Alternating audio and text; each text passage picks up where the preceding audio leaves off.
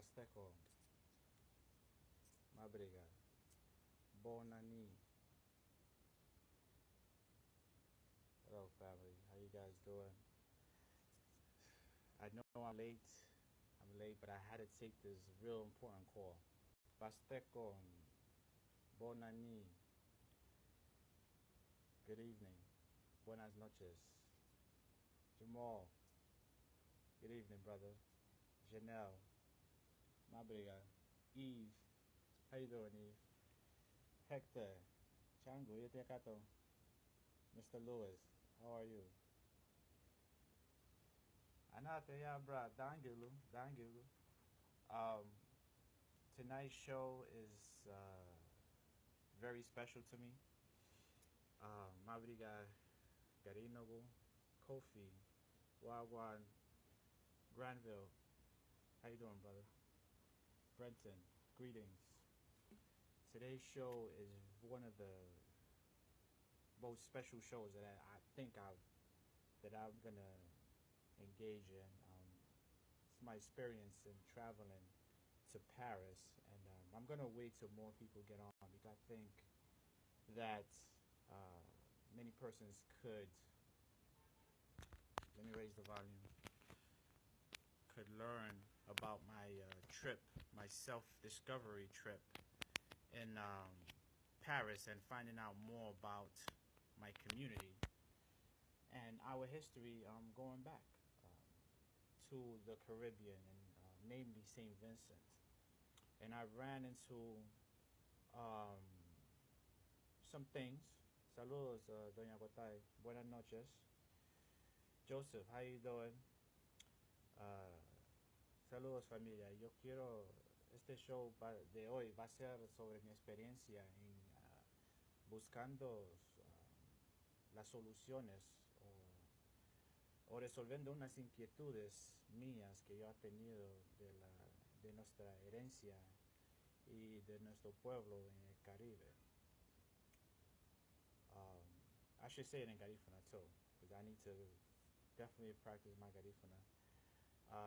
Le no be le no buse obe na yeno ani luogo no de ya Francia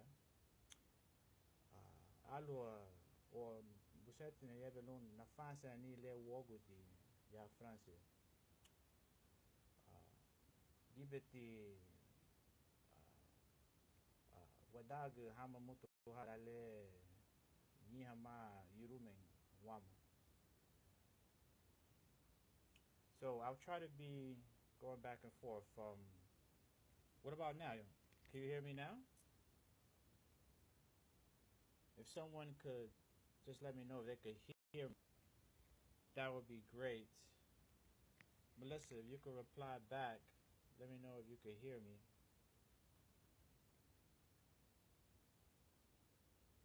Dear Florentina, how you doing, Miss Thomas?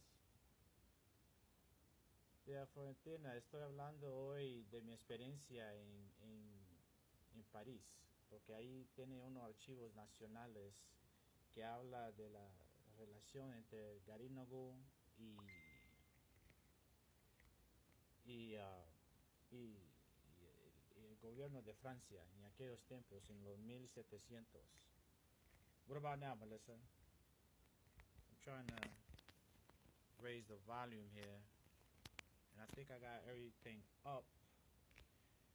Hey, Linda, how's Colombia treating you? I want to make sure everybody can hear me. Raising the volume here. It's too low. Okay. Yeah, I have everything up. Everything is definitely up.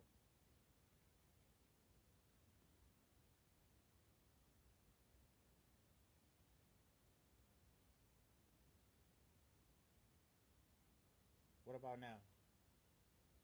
Okay. Si me pueden oír sin problema, por favor, déjenme un mensaje. If you guys can hear me, please let me know. Okay, so that's better. All right.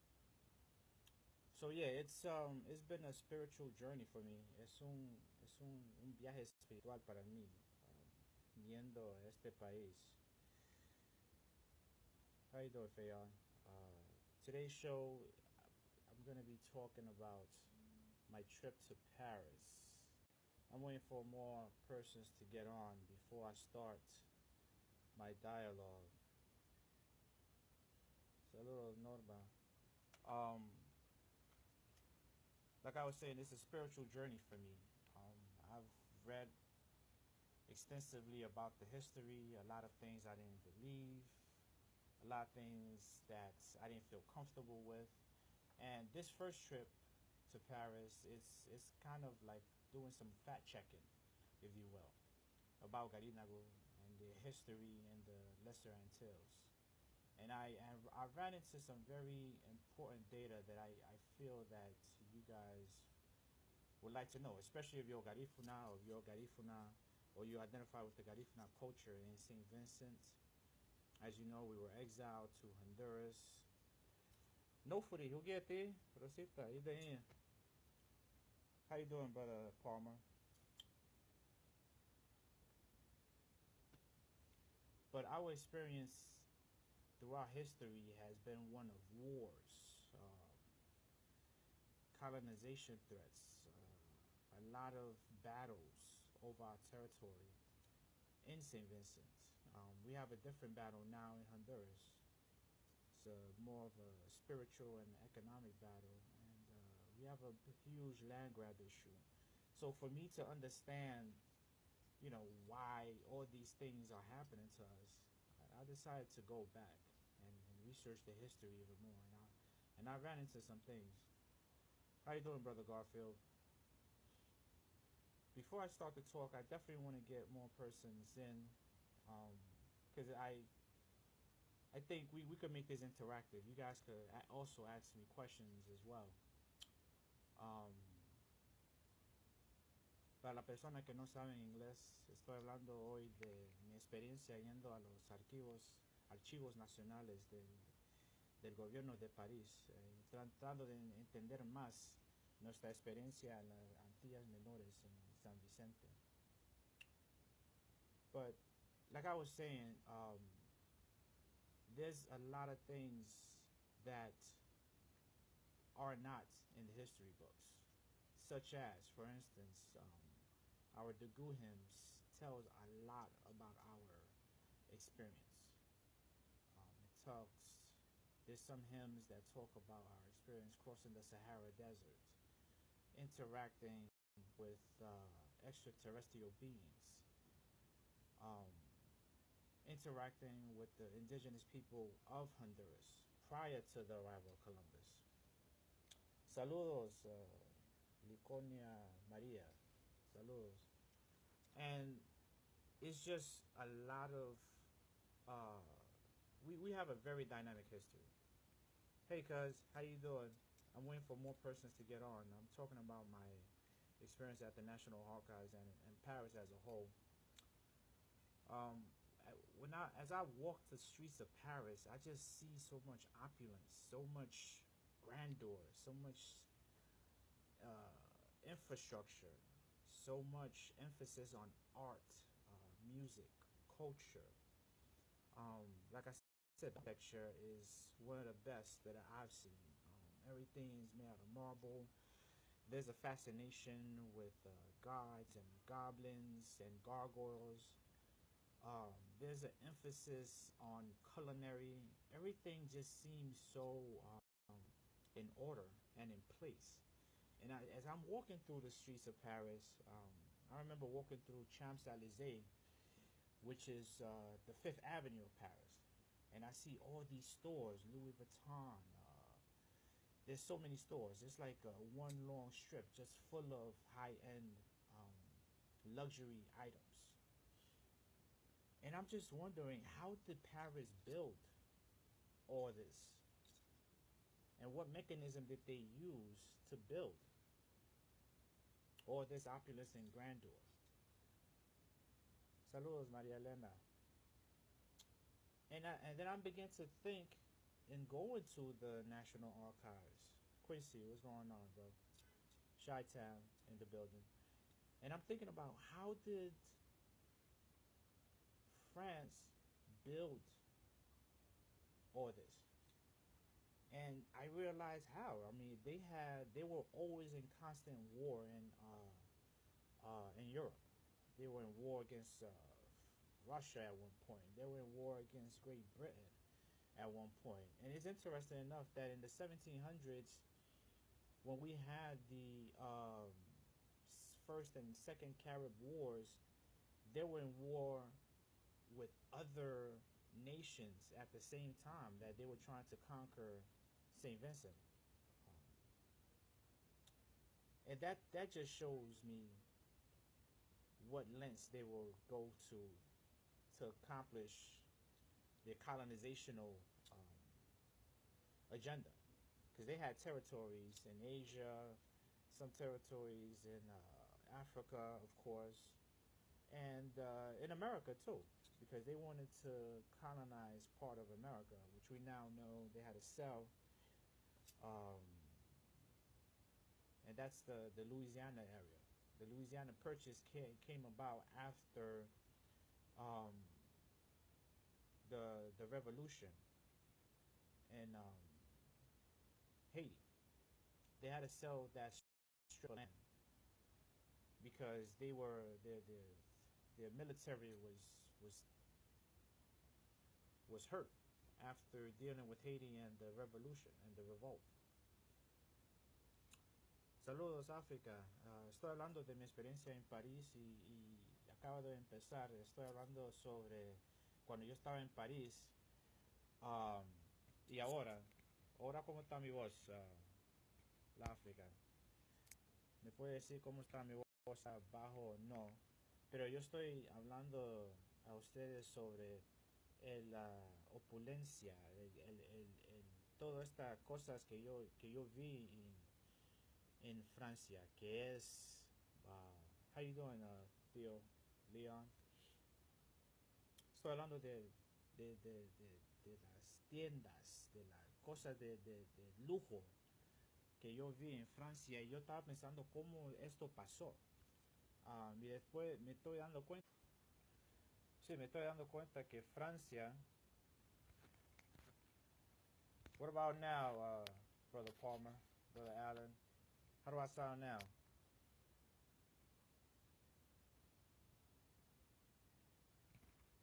Por favor, díganme cómo yo me sueno, si estoy bajo o no. If you guys can't hear me, please let me know. I definitely want you guys to hear what I have to say. I saw so much that I want to share with you guys while I was in Paris in relation to Garifuna history. Let me see if I do it this angle.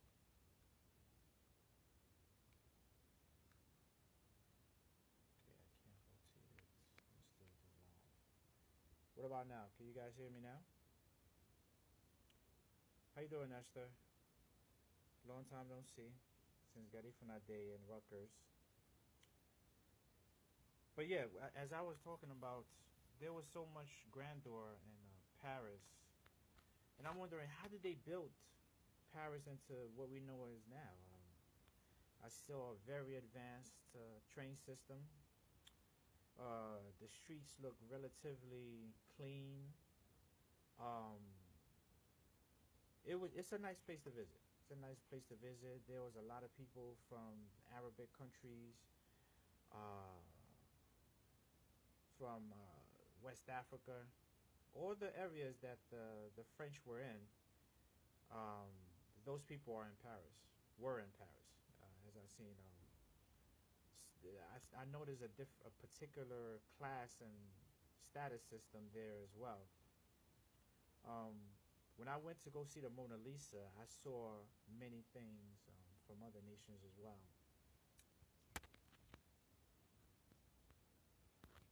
And I just thought to myself, how did they acquire all these things? What did they do? And then I thought about our history, the Garifuna history, and how we interacted with them because they were in in St. Vincent, or the Lesser Antilles, since the 1600s. They have a there is a dictionary circulating, going back to 1665. It's a French and Garifuna dictionary by Father Raymond Breton. So they were allowed to stay in our territories, but remember, the British and the French do not like each other, and they were juggling hands with these islands back in the 1700s. So then I enter the National Archives, and the National Archives is a library, a huge library, in which you have to put in your ID, and they give you a library card, a National Archive card, that lasts for about a year. And they give you some reading materials. They give you an agenda. They give you a welcome packet. Um, it's a very secured place. So the archives for the Petite Antilles, that they're called, because they have an area for each territory that they captured or colonized. So I went into the Petite Antilles, which include the islands of Martinique in the Caribbean,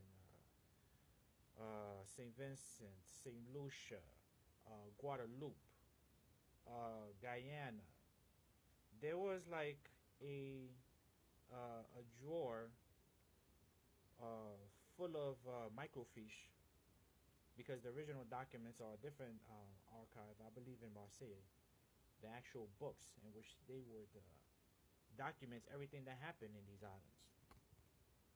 So as I'm reading, I had a translator with me. As I'm reading the correspondence between um, France and St. Vincent back in the 1700s, I mean, they had very detailed information regarding how big the territory of St. Vincent, how many people occupied it. The same thing for Martinique and Guadeloupe as well. In those islands, they labeled Garinagu as free Negroes. That's the translation from French. That's what they saw, free Negroes. So they have detailed us. They did a survey on our land, on how many men and children, women were occupying each territory of land. It's very, very detailed. Now, they did this so that they could capture the island. And there were two wars, the First and Second Carib War, or the Brigands War. The Brigands War, that's when Satouye was killed by the British in St. Vincent by Major Alexander Lee. Um, like I said, the British did not like the French. So therefore, the French were the Garinagu's allies. Um, there is a French general. He was part of the military. Um, his name is Victor Hawks. He made Satouye and Duvalier part of the French army. This Victor Hawks person. And he's a very important figure, because at the same time as making these two Garinagu chiefs part of the French army, he was still enslaving people. He was trafficking, stealing. He was in the business of stealing Africans from Africa and placing them in these territories where the French captured in the 1700s to work the sugar plantations. But they had issues with the Garifuna, or the Garinagu, which resided in Martinique, Guadeloupe. The last stronghold was St. Vincent. And all these peoples, or these Garifuna people, they migrated from Martinique, Guadeloupe to St. Vincent to seek refuge. We got to understand that Garifuna were not just in St. Vincent. they were all over the Lesser Antilles. And this reinforces the what Dr. Ivan Van Sertima said in his book. They came from before Columbus. He did say that in the 1200s, the African explorers they came to the Americas. Abu Bakr from Mali, he was the person that spearheaded that, and they ended up staying in the Lesser Antilles. They probably went to the Greater Antilles as well, but we know that the African component of the Garifuna people were the African explorers from Mali. Um, when they arrived to Mali, they intermarried with the Lokono and Garinagu indigenous people of the Caribbean. Um, that's evident because I've had the pleasure of visiting St. Vincent during National Heroes Day and even performed for the Governor General and the Prime Minister. And there were a group of people from the Garinagu there, and they looked mixed. They looked mixed. I could tell by their hair, their phenotype. They were mixed. So are we. But we were given the name of Black Caribs, which is not a name that I accept, because Carib is a cannibal, and I don't know anybody in my family that is a cannibal. I mean, that's the direct translation of it. So our name was Black Cannibals. That's what we were called by the British who wanted our territory. But again, like I said, the French were always at war with the British over territories in Europe and other colonial possessions throughout the world. So we became allies with the French, thus making, which gives us the reason why it's in the French's best interest to make us part of their army.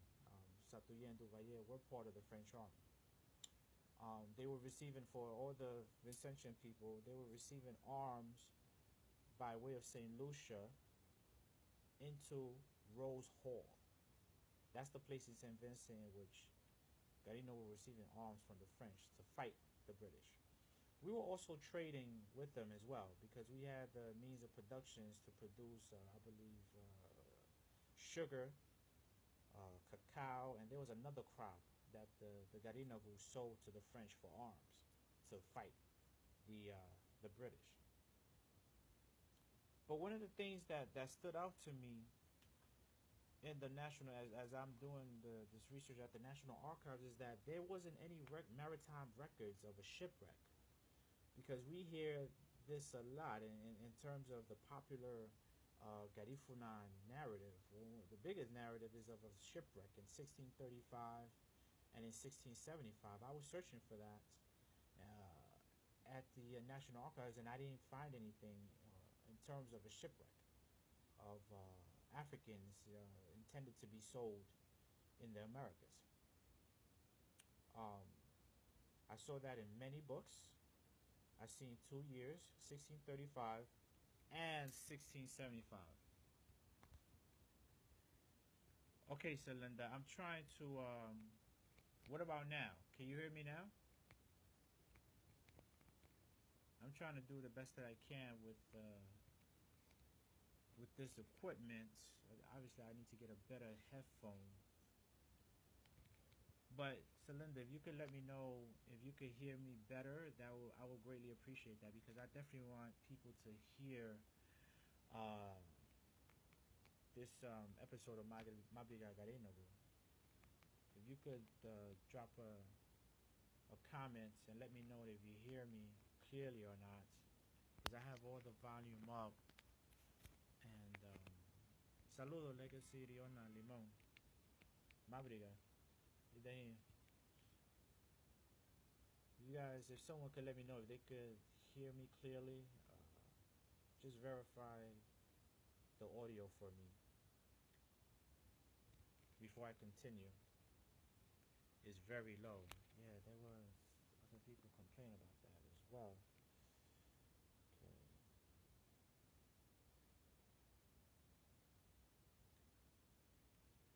Yeah, I'm not sure if it's the internet connection,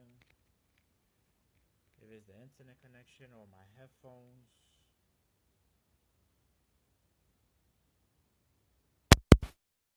Connectors. What about now? Can you guys hear me clearly now?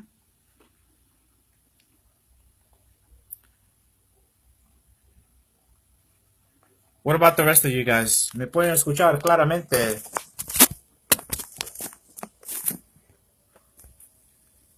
Si me puede confirmar cómo me oyen.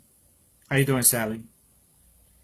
Si me pueden confirmar cómo me oyen. You guys could confirm how you guys hear me. If it's clear or not. Some sounds. Can you hear me? Okay. All right. So let me, as I was saying, how you doing, Sammy? Okay. All right. What about now? Because I just put you guys on a table. Okay. Paste con everybody. Bajito el volumen de tu voz. Ok, voy a tratar de hablar así la África. Pero sí, como estaba contando, en los archivos había mucha documentación sobre cómo estaba hablando el gobierno de Francia con las islas menores en el Caribe. Y encontré unos datos. Pues no encontré unos datos, porque una de las narrativas del pueblo garífuna que llegaron a cabo a San Vicente de un barco de esclavos viniendo de Nigeria o de Benín en los 1635 y otro barco en los 1665. Yo no encontré nada de eso cuando yo estaba en los archivos nacionales. I didn't find any data relating to a shipwreck off the coast of St. Vincent. And that tells me that, again, we were already there. Abu Bakr in the 1200s made that journey from Mali to the Lesser Antilles. Saludos, tía Nana. And I think that's important. I think that's important. People have to realize that not every black person that came to the Americas came on a ship, or they weren't stolen. They weren't forced to come over here. Not every black person or African came here by forced bondage by the colonizers, which we now know are England, France, Portugal.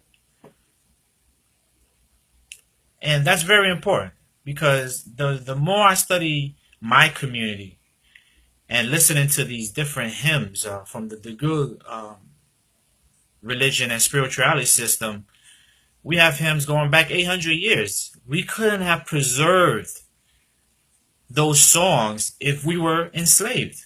There's no way we could have preserved them for 800 years. So that tells me that we were in the Lesser Antilles around 1200s. Like I mentioned Abu Bakr before, but I don't think many people want to accept that history. But we have proof in the Garinagu community that we were there prior to the arrival of Columbus. And again, I have to mention Dr. Ivan Van Sertima in his book. They came before Columbus, because the Smithsonian Institute took him to court over that book.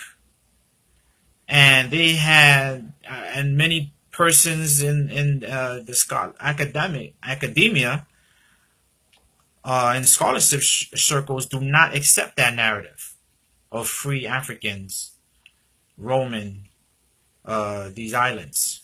and governing themselves and establishing a society. They cannot understand it. They don't want to accept it. But we know Garinagu were those people. Um, and that's something really special to me.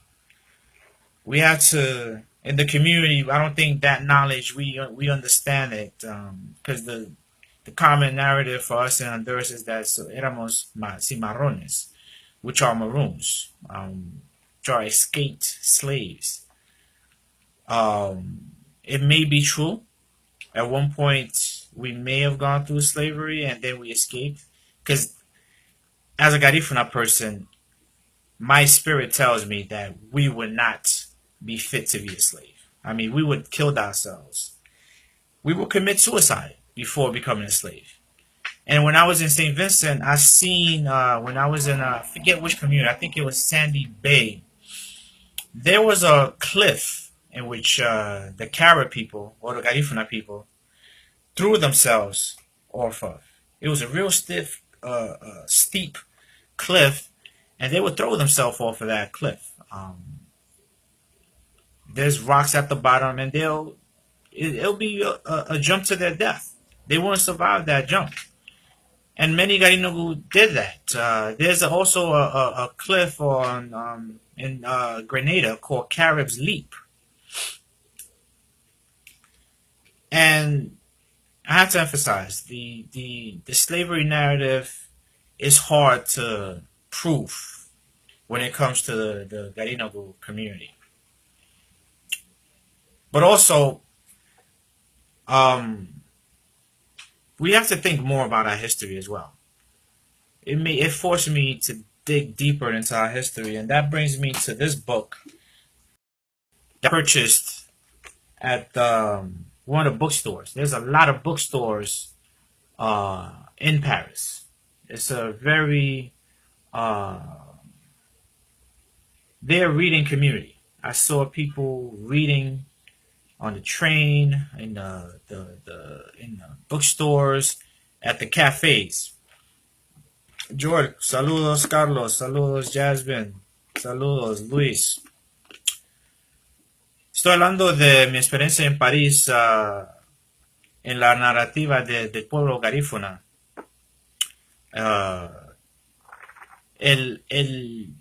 Siempre nos decían en Honduras que nosotros somos cimarrones. Cimarrones tiene una distinción de ser asociado de la experiencia de esclavitud.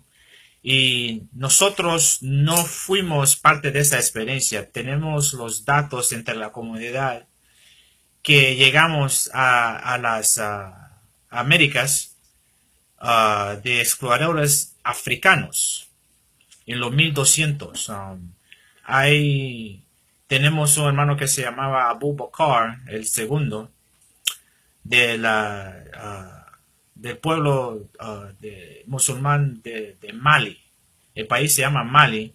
Y ahí tenía centros de educación de Djenne y Timbuktu, donde la gente iba a estudiar cómo navegar. Vasco de Gama, toda esta gente de Portugal, ellos fueron ahí a aprender cómo navegar el mundo.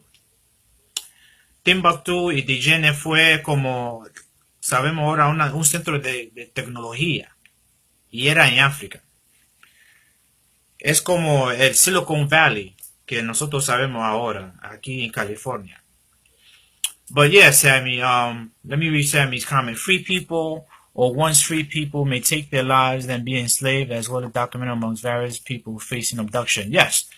And I know that people from persons from the African community did the same thing in Africa. Instead of, when they would come to the ports, they would, kill themselves instead of being dragged off to the Americas. That's documented. That's something that the community knows.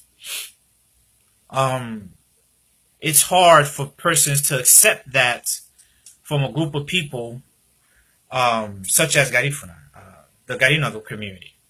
We're a small community. We're close to about 1 million worldwide. The bulk of us are in Honduras, around the Caribbean coast. We have 54 communities. We have 5 in Nicaragua, 1 in Guatemala, and 8 in Belize. But as I mentioned before that Paris is respects the written word. I mean, I was there at the National Archive, and there were paper going back to the 1300s that they restored, in which Parisians from back then were writing. So they respect the written word and everything they document. Hence why I picked up this book. This book is the history of the civilization of the Caribbean, Guadeloupe, Martinique, and Petite Antilles. And this is all in French. And saludos, familia. And as I'm browsing through the book, this book was written about a couple of brothers and sisters from the French Caribbean, Martinique. 3 people from Martinique, one from Guadeloupe, and one from Guyana. And now these are all French territories in which the French were trafficking people back and forth back in the 1700s. And this book is very detailed. I mean, they have graphs here. They have tables. They have land surveys of the territories. It's very, very detailed. I'm looking here at a graph, and it's saying the Amerindian names of different parts of Grenada, St. Vincent. I'm going to read them off, and a lot of these words sound Garifuna. Well, they are Garifuna. Grenada, Calivani. That sounds very Garifuna. That's Kalina. That's the precursor to Garifuna. Guayave. That's another part in Grenada. Now we're going to St. Vincent. There's 5 areas in St. Vincent that have Amerindian names. Kalilagua. That's Kalina. Layu.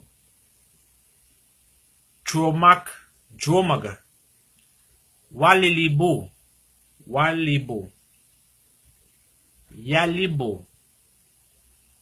In Guadeloupe. Kawan. Like I said, all these are where Garifuna people used to reside. Grenada, Guadeloupe, Martinique, Guyana in South America. Garinagu used to reside at these places. Guyana, as a matter of fact, is close to the Orinoco River. So as you know, that's where the ancestors came up through the Orinoco and made it into the Lesser Antilles. And we have to think about that as well. I mean, this is going back. They even have records of the progression of the migration of different ethnic groups into the Caribbean. I'm going back here to BCs. And what caught my attention was the Saladoid. Saladoids were the indigenous group before the Kalina, I believe. After the Kalina came the Garinagu, the Locono, and eventually the Garifuna. And in 987, they have a date here for when the Arawak and the Taino came about. Again, my French, I'm getting there, my French, I need a translator. But this book is very detailed.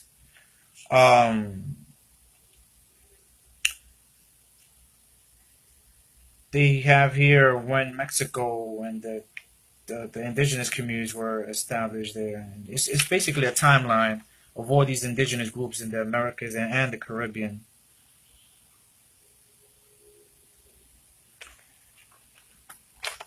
As I scroll through the book, they also kept a log of the indigenous people of the Caribbean that were labeled as Negro going back to 1496. Now, in 1496, there were 3,770,000. And this data was compiled by a gentleman by the name of Shireen Cook. In 1496, there was 3,770,000 Amerindian people in the Greater Antilles, meaning the big islands like the Cuba, Bahamas, Dominican Republic. Well, we know that it was called IET. That was the native name of it, of both countries that we now know as Haiti and Dominican Republic. But originally, their names were IET. And the population dwindled to 1570 to 125. But I need to verify their data from my translator. Santiman, ¿este acá, bro? Gary Gomez, saludos. Yeah, Jackie, they have, in Dominica, there's a reservation there of the Garinagu. And for what I see, they have a council at the government level as well. En el país, en la Caribe, en las Antillas Menores, hay un país que se llama Dominica. Y ahí hay gente de la raza Garinagu. Ellos son culturalmente garífuna también. Ellos son somos descendientes de ellos. Ellos puede llamarlo como nuestro primo también. Yo los vi a ellos el año pasado ahí en San Vicente. Ellos perdieron la idioma, ellos no tienen su propio idioma, perdieron muchas costumbres. Nosotros, garífunas, somos los únicos que todavía tenemos las costumbres de la gente indígena del Caribe. Y mucha gente tiene que entender que nosotros no somos indígenas a Honduras también, porque cuando nosotros llegamos ahí, el país no estaba establecido todavía.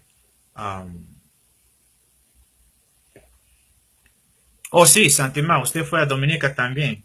Sí, Dominica fue una isla que los franceses y los británicos estaban tratando de capturar. Se quedó con los británicos, pero los franceses estaban ahí desde los 1600, porque ellos estudiaron, ellos tenían un diccionario. Un padre que se llama Raymond Breton hizo un diccionario en garífuna y en francés. Y ese diccionario todavía está en circulación, se puede comprar en Amazon. Y ese idioma es del antiguo garífuna, que se llama Kalina. Y eso es del pueblo Garinagu. Kalina es el idioma de la gente de Garinagu, del pueblo Garinagu. Pero como yo dije, ellos no hablan ese idioma, ya no lo hablan. Es todo inglés y un poquito de francés ahí en Dominica.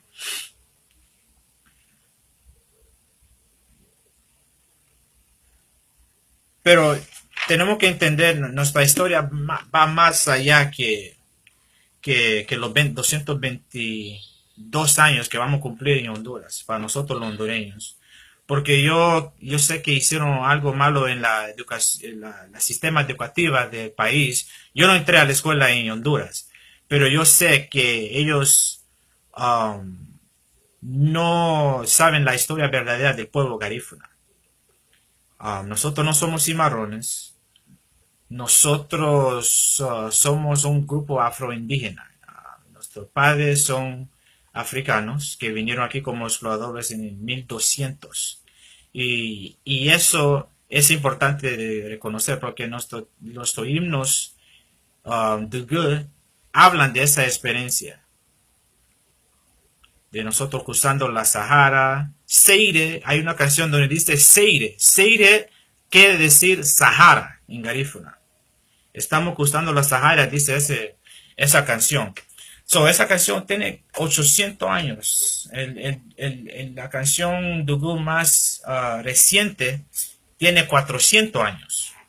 Y esos himnos dicen de nuestra experiencia. Santimá, usted sabe los himnos del Dugu porque usted debe de saber eso, yendo más allá en Aguán.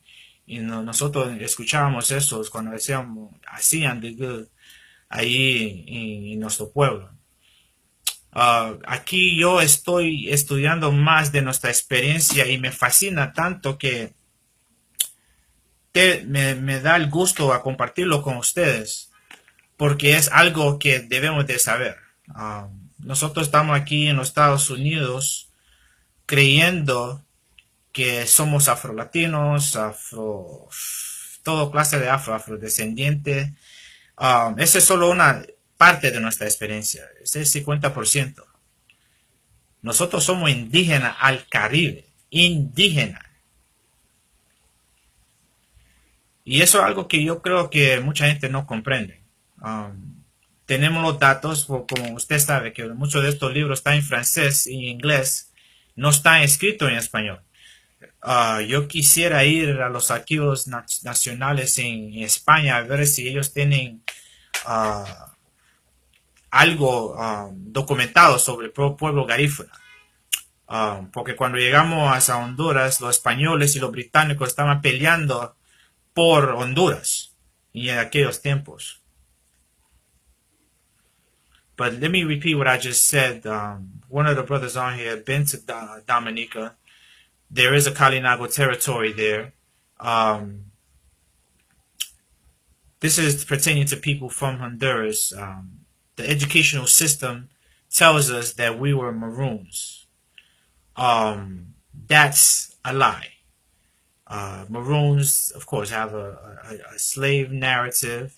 They were products of that unfortunate institution, and that's not our narrative at all.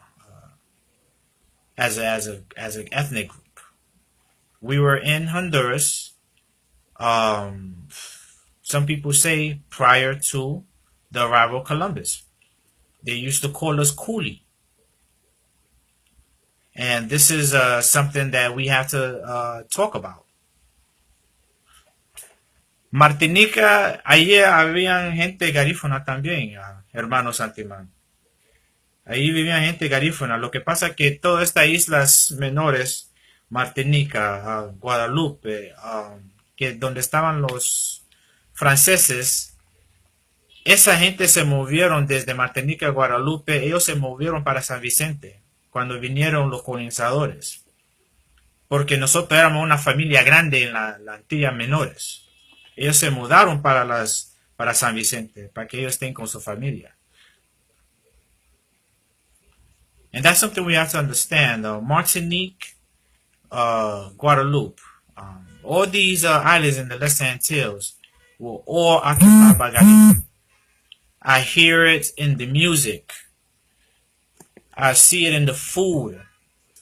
The phenotype of the people. I know these are Garifuna people. I mean, there's a band from Martinique and Guadeloupe called Les Anglos, which means the Eagles. This band came out in the 80s.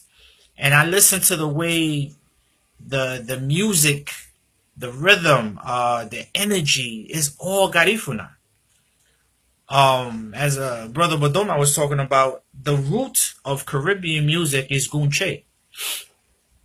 And I hear it. I hear it in compa. I hear it in soca. I hear it in salsa and a lot of Caribbean rhythms. I hear it now in reggaeton. I mean, in Spanish reggae. I mean, some rhythms. But the base and the root of these rhythms is this genre, this Garifuna rhythm called Gunche, which goes back to the French experience of the Bastille. All right, Sammy, you have a good night. The Bastille was the palace where Louis, the King of France, lived, and so many people were dissatisfied with his rule as the king of the Kingdom of France. So they stormed the Bastille. I believe it was a prison, and these people were political prisoners back then, and a lot of people felt that they were in prison for criticizing Louis. So they stormed the Bastille, and salud there, and they stormed the Bastille, and they released all these prisoners, and that's what set out the French Revolution. I happened to eat or catch a couple of drinks at the Bastille. It's become a restaurant / a bar, but that was where the French Revolution started, at the Bastille. So they were celebrating Bastille Day in St. Vincent. And that's in celebration of that holiday, that's where Gunche started. That rhythm Gunche was commenced during the Bastille celebration.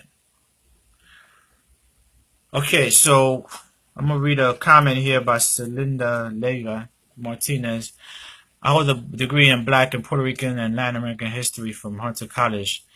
I feel that it is great to read and understand history. However, it is important to understand who wrote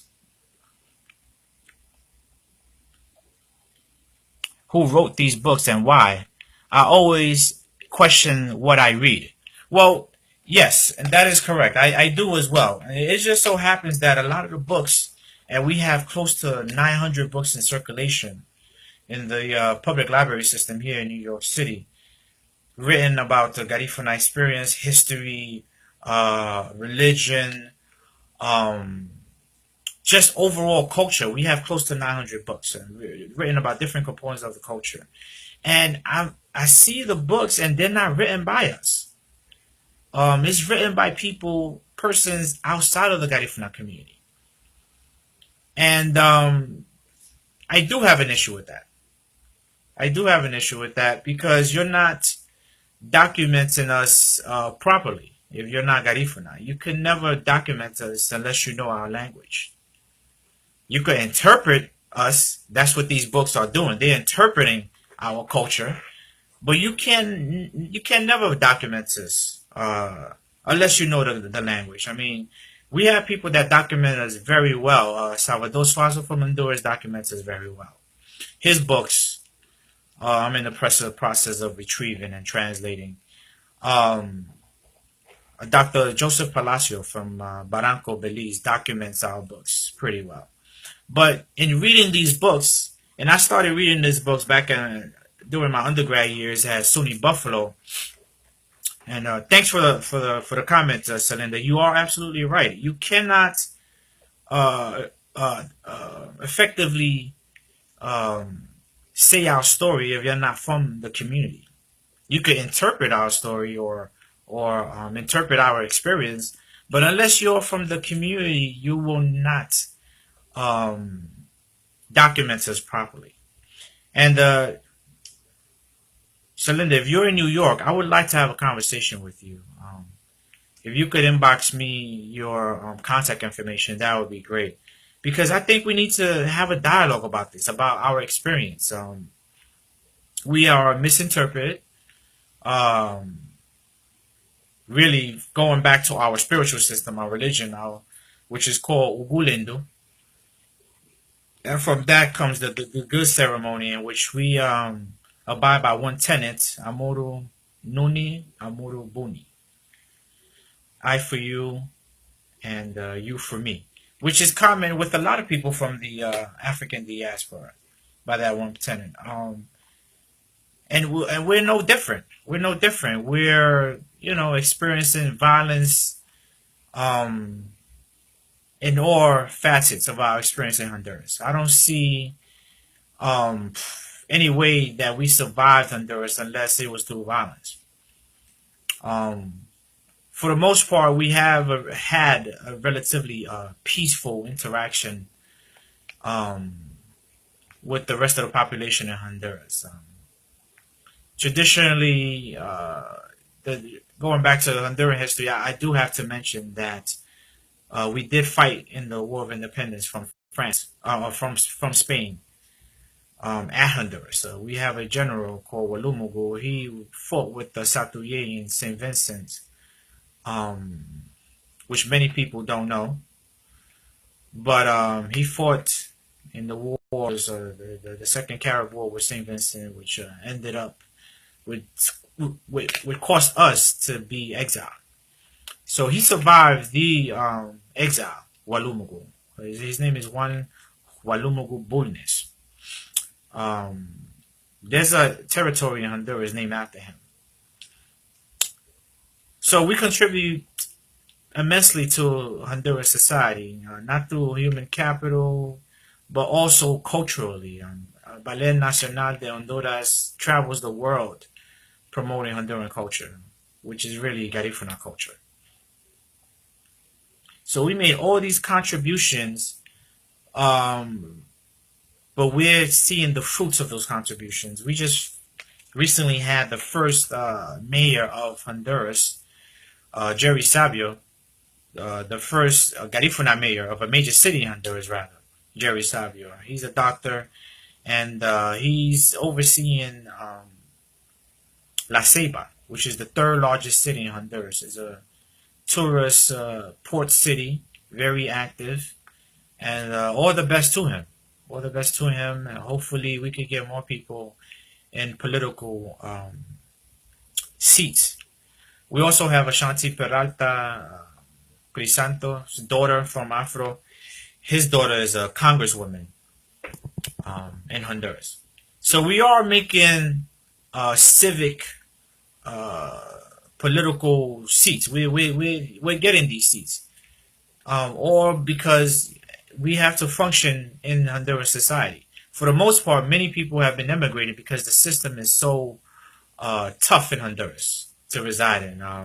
It's very political. It depends what your party affiliation is in terms of getting jobs and so forth.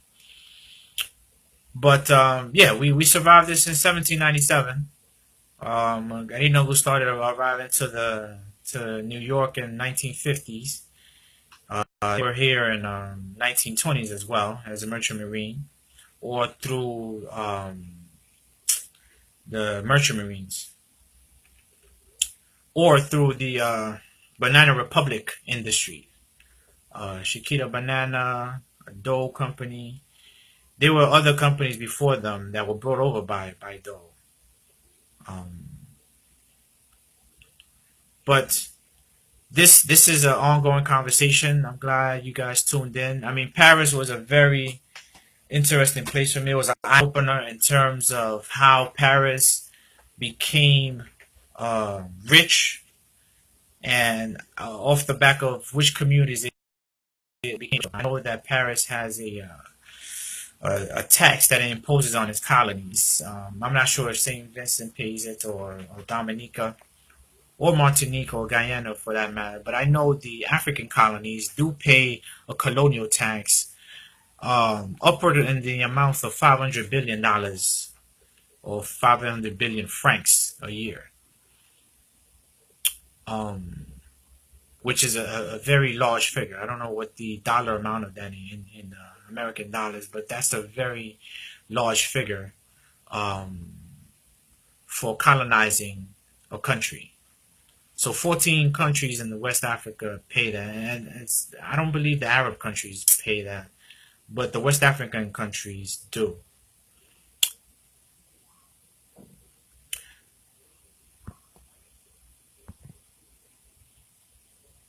Yeah, Jerry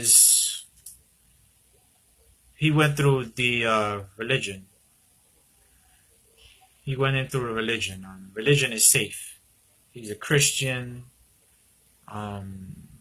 He's an overall good guy. Sí, la San Lucía es, recibimos armamentos para pelear en la guerra contra los franceses, contra los ingleses, que diga.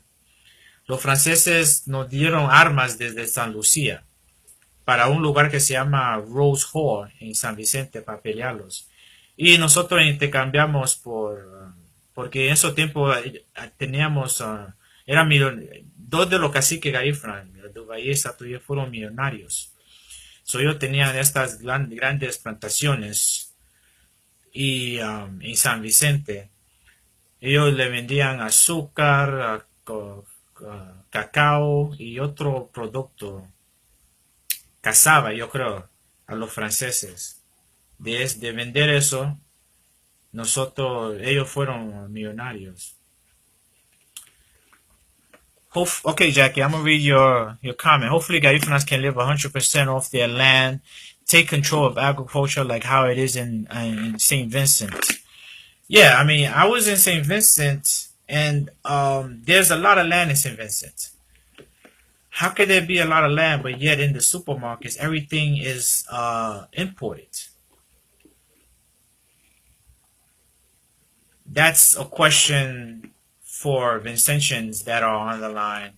How you doing, Helen? Maybe you can answer this question. Why is there so much land in St. Vincent that's not adequately used for agriculture? When I was in St. Vincent, I entered two supermarkets, and most of their products were imported from Barbados, from Trinidad. I seen some stuff from Grenada. I didn't see locally grown agricultural products in the supermarkets. This is a question for my Vincentians.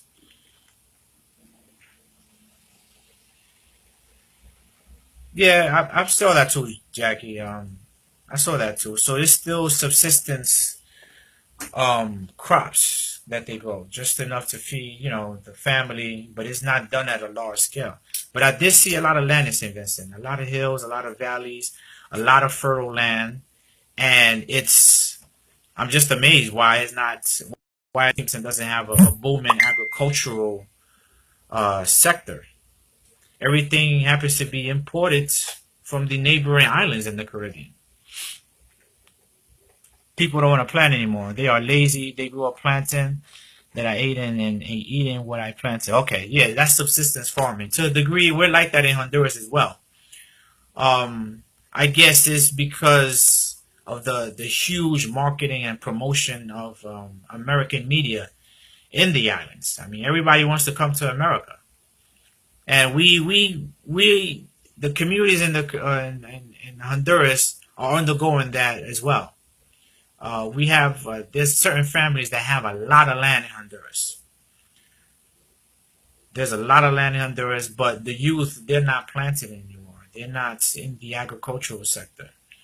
They think that coming to America will resolve all their issues, but once they get here, if you don't come in legally, you come in illegally, you get these ankle bracelets put on, and you go through the criminal justice system, and you're dehumanized once you get to America.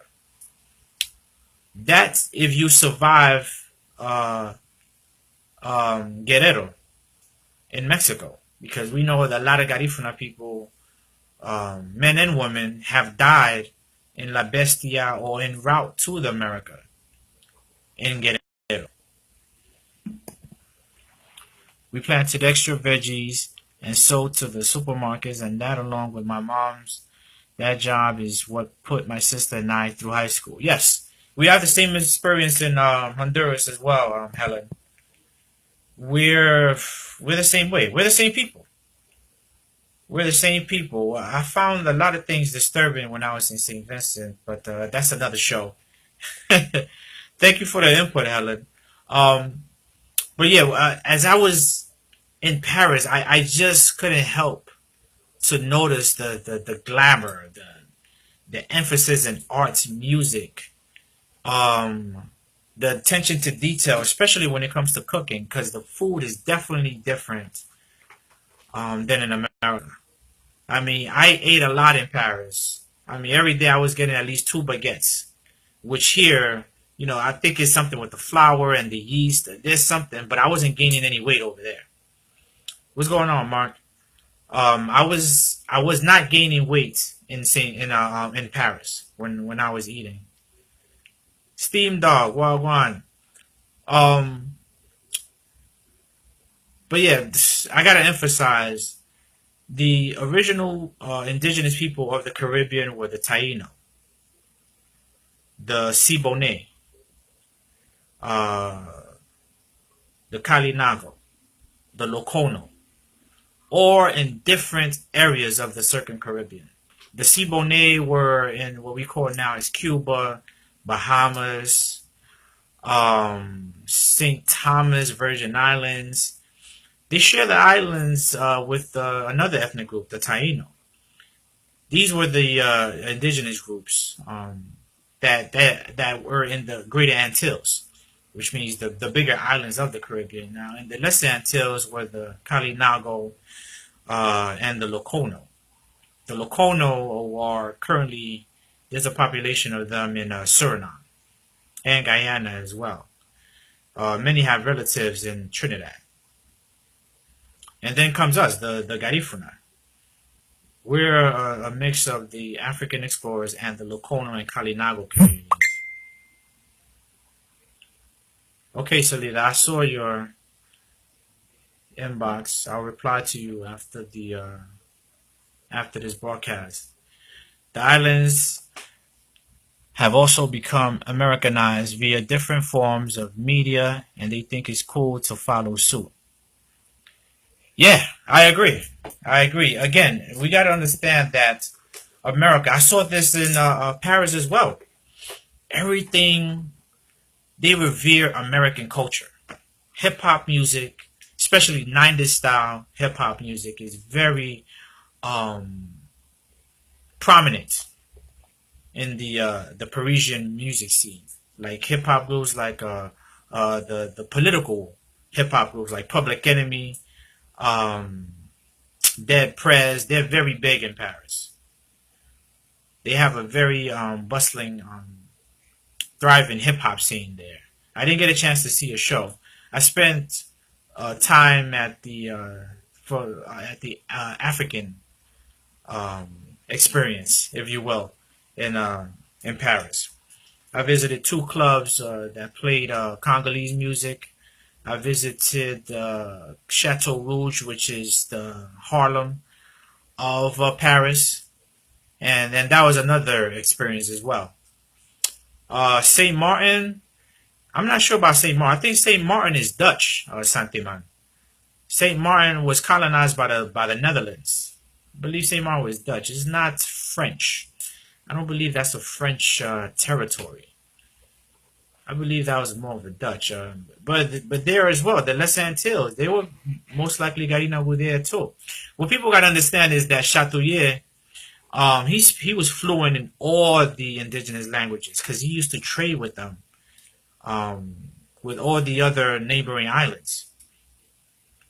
He was fluent in Kalinago, in Kalina, in the language that the Locono spoke, the language that and I wish one of the brothers from the Taino community could come on and talk about that because there's old history in their community that say that Satuye went all the way up to Borinquen, which we now know as Puerto Rico. And they interacted. He knew their language. But to me, as I'm studying the history and having visited St. Vincent, learning about the good hymns with Brother Bodoma, Ibi Bodoma, I mean, our experience is very unique. It's very unique. Currently in Honduras, we're experiencing a silent genocide in Honduras. And that's the reality of things. I can't describe it any other way. We have a huge land grab issue. There's a certain aggression towards, by use of the military towards our territories. They're planning to build model cities, which they call cities, which is a concept created by a gentleman from NYU. His last name is Romer. Paul Romer, to be exact.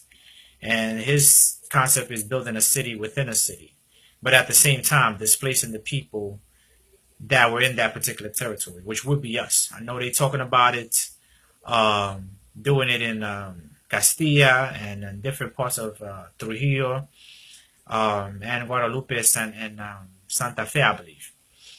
But that's our threat. That's our current situation as a community. Okay, I wasn't aware of that, Helen. I didn't know that Saint Martin is both French and Dutch. Okay. Saludos, Claudia.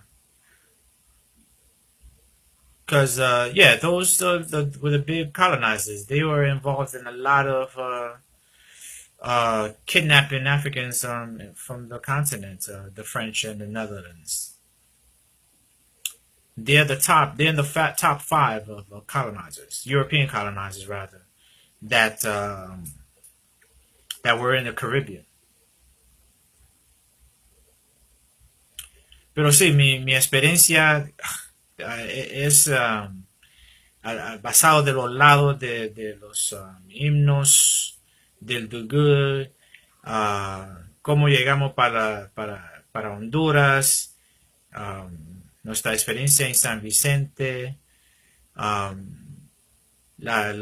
Tengo que decir esto otra vez, nosotros no somos cimarrones, eso no es parte de nuestra experiencia. Um, el cimarrón viene de descendencia de la institución de esclavitud y nuestro pueblo no tiene esa experiencia como pueblo. Um, uh, Cuando estábamos en San Vicente, cuando estaba la esclavitud en los 1700, todas las islas estaban siendo capturados de los británicos o los franceses. Satuye defendía la gente que entraron a San Vicente. Y había muchos que entraron desde Barbados, desde Granada, desde San Lucía, para la sociedad garífuna en San Vicente. Porque cuando llegaron a San Vicente, ellos ya no eran esclavos, ellos eran personas libres. And I have to emphasize that the institution of slavery was not part of the Garifuna experience or the Garinagu as a whole experience. As a matter of fact, our oral tradition tells us that during the height of the slave trade, Satuye, our chief, would allow persons that escaped bondage from the neighboring islands into St. Vincent and into Garifuna society, because they knew that if they made it to St. Vincent, they were free men and women. So a lot of brothers and sisters from the neighboring islands of Grenada, Barbados, St. Lucia, Martinique, once they made it to St. Vincent, they were free people. So we have to understand that as well.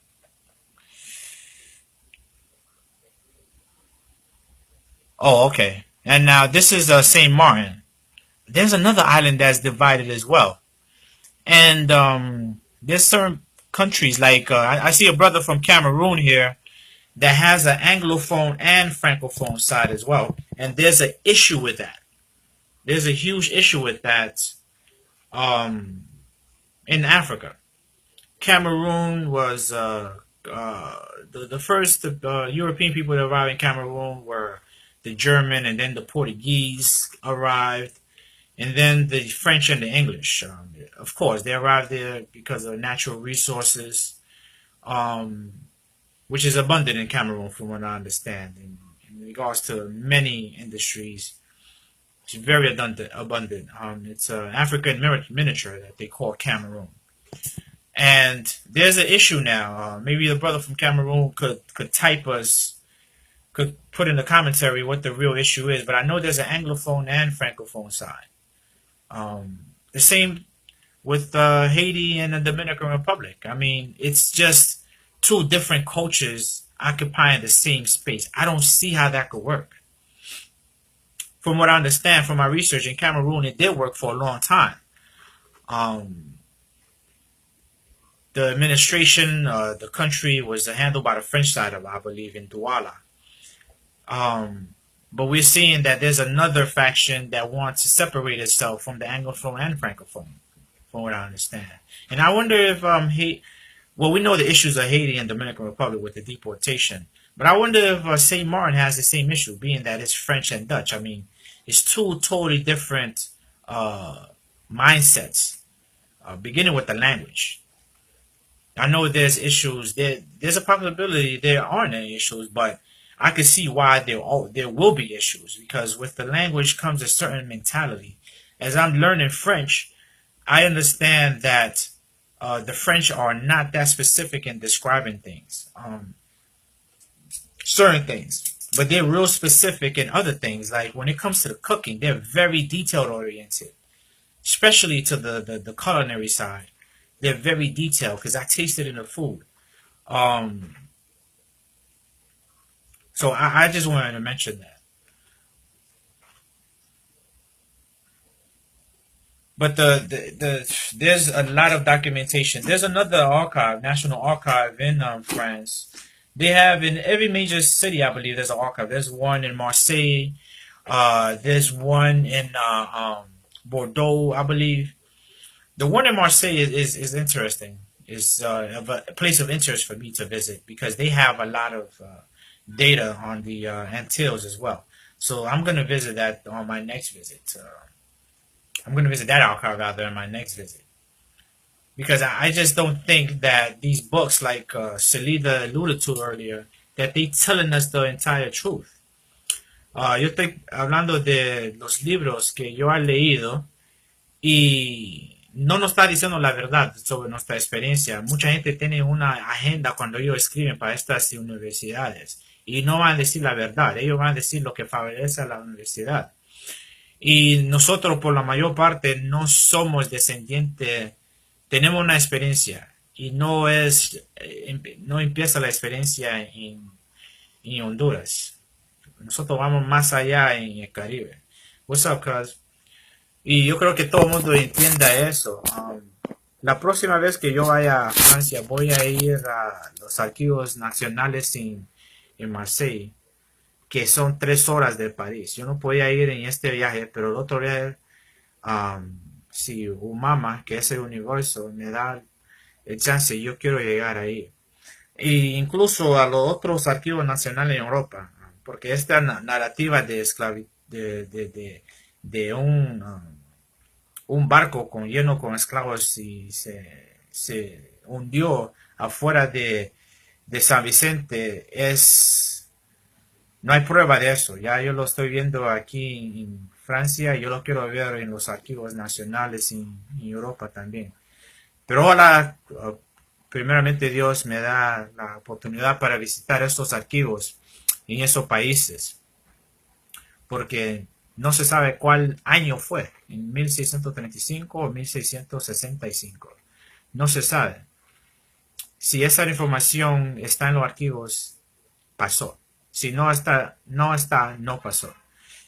Hey Ruthie, you could, I'm gonna save this and put it on YouTube, but you could also watch it on Mabriga, Garinagu, the, the group page that I have in which I discuss politics, history, and our experience, overall experience. I mean, we have people that are identifying with the Garifuna experience in St. Vincent.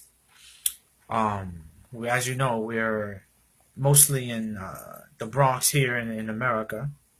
Yeah, you are late, Ruthie. You missed a good show. But you can always rewind it. I'm going to place it on YouTube and in Mabriga Garino with the group. But you know that the largest population outside of Honduras is in the South Bronx in New York. There's close to 400,000.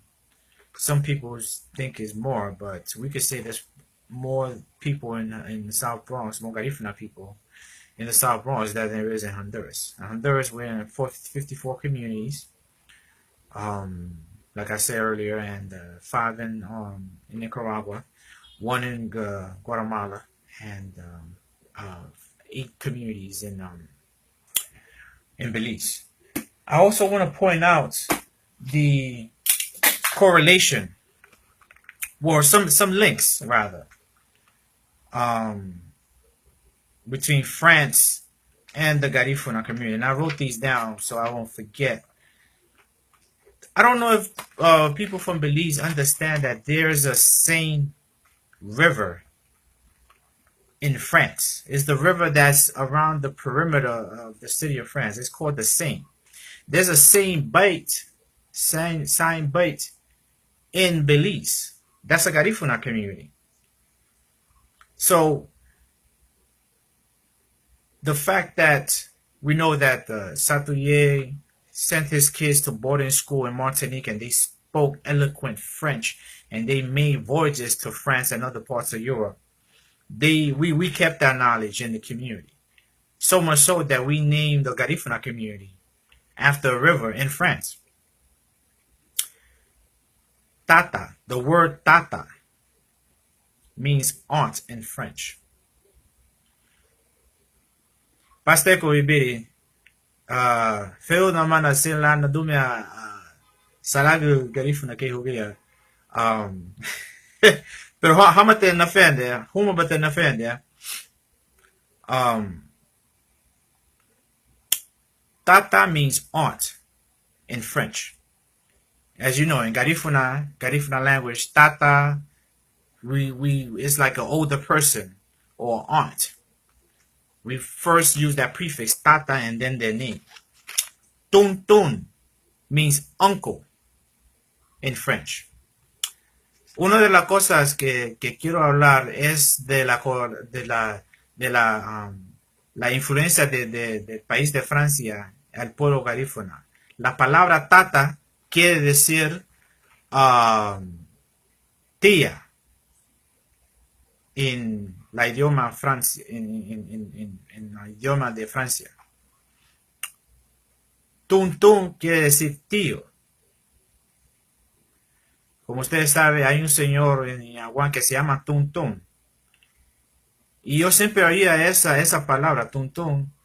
Hasta cuando yo fui a Francia y hablé con una persona que hablaba bien francés. Tun quiere decir tío. Tata quiere decir tía. Uoti mege tía agan ba numutibu. Buiti luti agan bonina. Luti ge wadume hani wanyenye. Dale wadungo wongo. Dale hada na gainagu. Buse na gambo gaifun. Mamuso na gambo. Dume aludo na buse na gambo gaifun. Daga buse na friendo ni wanyenye. Buitu. I was telling my brother Badoma that every time I'm around Garifuna people, I try to speak in Garifuna. I try my hardest to speak in Garifuna. Because we're undergoing a renaissance in which we're analyzing critically our experience. And I believe the language, which is a language that's 5,000 years old, we could trace it back to the Caribbean. It's one of the original languages of the Caribbean. Kalina is the precursor to Garifuna. Kalina, and that's the language of the Garinagu of Dominica. I met some brothers from Dominica. They identify with the Garinagu people, and they didn't greet me in their language. They greeted me in English. So that was interesting when I was there at the National Hero Celebration last year. But yes, the similarities of the French influence on Garifuna culture. Tata, Tonpaco, what's going on, bro? Tata means uncle. Tun means Tata means aunt, and Tun means uncle. Saint Bite is a Garifuna community in Belize. Le Seine is a river that flows around the perimeter of Paris, which is wow. It says a lot. It says a lot. Our relationship with the French was one of it was an imbalance. I mean, they couldn't be our enemies in Saint Vincent because they were in war with Britain and Europe. So we became their allies, and they gave us armaments to fight the British. So moving forward for us, I mean, history is so important. I mean, I see what's going on in St. Vincent. A lot of things going on, a lot of protesting, a lot of dissatisfied people. I mean, it's basically stolen land. I mean, all those are Garifuna territories. I mean, there's KRS One always said you'll never have justice in stolen land. I mean, that applies to St. Vincent. A lot of people are very unhappy in St. Vincent because of the economy and everything revolving the sex scandal with the finance minister. I mean, it's just chaos. I see a lot of people protesting. A lot of people protesting. Hopefully, it could become. There will be a peaceful resolution to those issues. But again, our connection to St. Vincent as a group, as an ethnic group, as a Garifuna or Garinagu is not political. It's spiritual.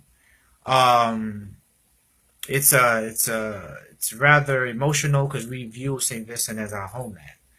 It was the last place where Garifuna people thrived as a community before being exiled, and that's where the culture was allowed to thrive, rather, because we governed ourselves at one point in St. Vincent. We weren't free Negroes like the history books will call us, but we know that we've been there before. What's up, Jose? Before the arrival of Columbus. Again, I have to state that we have that oral tradition by way of our Degu hymns.